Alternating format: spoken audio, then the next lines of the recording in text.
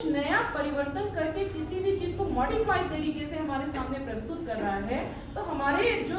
पिछली तकनीकी हैं जो कि पुरानी हो चुकी हैं, प्रौढ़ हो चुकी हैं, उनमें एक सजीवता आती है और उस सजीवता से हम खुद प्रोत्साहित होते हैं। आप अपनी लाइफ से सोचिए कि आपकी लाइफ में एक रूटीन लाइफ आपकी चल रही है और कुछ आपका थोड़ा सा चेंज होता है, तो उस लाइफ में परिवर्तन आप महसूस करते हैं ना, आप में थोड़ी जागृति और अच्छी होती है ना, आप में उत्साह बढ़ता है। इसी तरह से देश का जब हम विकास की बात करते हैं, तो देश के विकास के लिए भी ये बहुत जरूरी है कि हम जो पुरानी धरे से चली आ रही चीजें जो कि आज थोड़ी सी कम वैल्यू दे रही हैं, उनमें परिवर्तन करके हम अपने विकास को औद्योगिक क्षेत्र में, अपने सेवा क्षेत्र में, कृषि के क्षेत्र में हर संभव तरीके से आगे बढ़ाने का प्रयास करें, जिससे हमारा देश विकास के स्तर को छूने के लिए और तेजी से कदम आगे बढ़ाए। तो शुम्पीटर एक ऐसे अर्थशास्त्री थे जिन्होंने सबसे पहले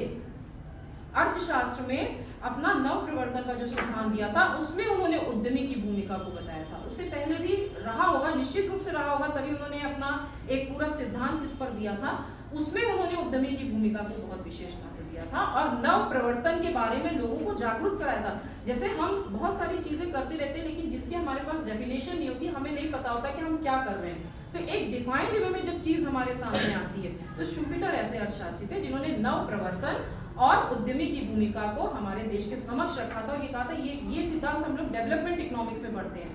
जो विकास का अर्थशास्त्र है। तो आप समझ सकते हैं डेवलपमेंट इकोनॉमिक्स का एक पार्ट है। दैट मीन्स कि हम विकास के दृष्टिकोण से ही बात कर रहे हैं। उद्यमी की भूमिका को देश के निर्माण में क्या महत्वपूर्ण रोल है उसके बारे में चर्चा कर रहे हैं। ठीक है, तो आज आवश्यकता इसी बात की है कि हमारे मन में, हमारे भाव में जो भी एक नई चीजें आती है, हम उनको एक प्रॉपर तरीके से ऑर्गेनाइज करके हम जब लोगों के सामने रखते हैं, तो वो चीज हमारे परिप्रेक्ष्य में ज्यादा उभर करके